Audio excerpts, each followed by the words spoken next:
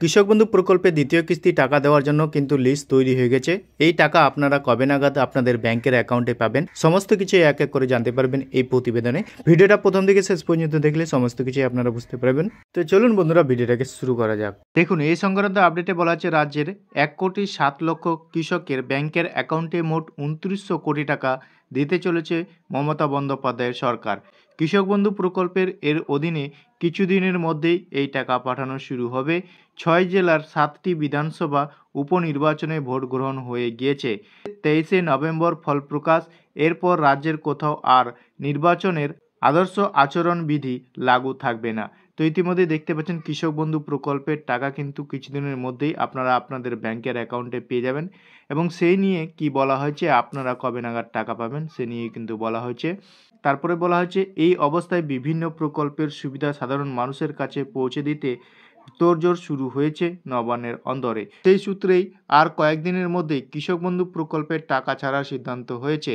কৃষিমন্ত্রী শোভনদেব ভট্টাচার্য বলেন, মুখ্যমন্ত্রীর নির্দেশে কৃষি দপ্তর রাজ্যের চাষিদের কাছে সমস্ত প্রকল্পের সুবিধা নির্দিষ্ট সময়ের পৌঁছে দিতেই বদ্ধপরিকর।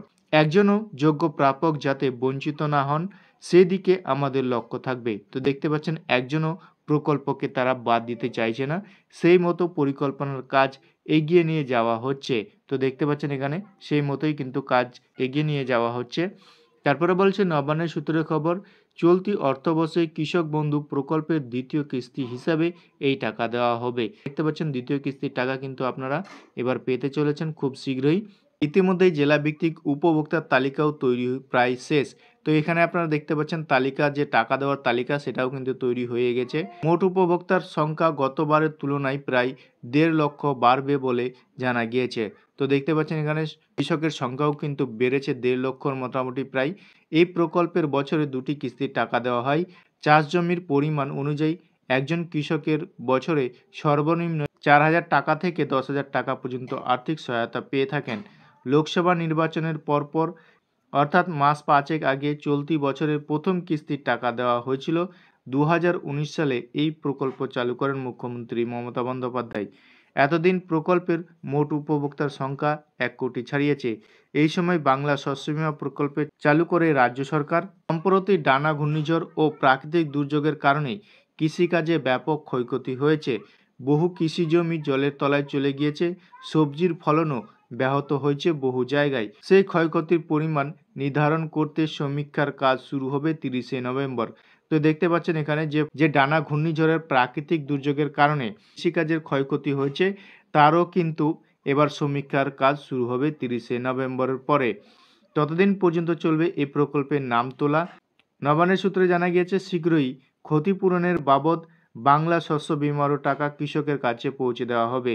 তো ইতিমধ্যেই দেখতে পাচ্ছেন এই সমীক্ষার কাজ শেষ হলেই কিন্তু আপনারা বাংলা শস্য বীমার টাকাও কিন্তু পেতে পারেন। তারপরে বলছে এদিকে ট্যাব কাণ্ডের পর অন্য প্রকল্পের মতো কৃষক বন্ধু প্রকল্পের টাকা পাঠানোর ক্ষেত্রেও যথেষ্ট সতর্ক হয়ে পদক্ষেপ করছে সরকার। এক্ষেত্রে যাতে কোনো কারচুপি বা বিভ্রান্তি না থাকে সেদিকে কড়া নজর রাখছেন দপ্তরের কর্তারা। কৃষিমন্ত্রী জানিয়েছেন, কৃষক বন্ধু এবং বাংলা শস্য বীমা এই দুটি প্রকল্পের ক্ষেত্রে উপভোক্তাদের আধার সহ অন্যান্য প্রয়োজনীয় তথ্য নেওয়া হয়। কিছু উপভোক্তাদের ক্ষেত্রে আধার পূর্ণ যাচাই করে নেওয়া হবে। তো দেখতে পাচ্ছেন এখানে কৃষক বন্ধু এবং বাংলা শস্য বীমার এই দুটি প্রকল্পের ক্ষেত্রে উপভোক্তাদের আধার সহ অন্যান্য প্রয়োজনীয় তথ্য নেওয়া হয় এবং কিছু উপভোক্তার ক্ষেত্রে পূর্ণ যাচাই করে নেওয়া হবে। তো বন্ধুরা, আপনারা খুব শীঘ্রই কিন্তু কৃষক বন্ধু প্রকল্পের টাকা পেতে চলেছেন। এই নিয়ে আপনাদের মতামত কমেন্ট সেকশনে অবশ্যই কমেন্ট করে জানাবেন। ভিডিওটা যদি ভালো লাগে থাকে একটা লাইক করে বন্ধুদের সাথে বেশি বেশি করে শেয়ার করে দেবেন।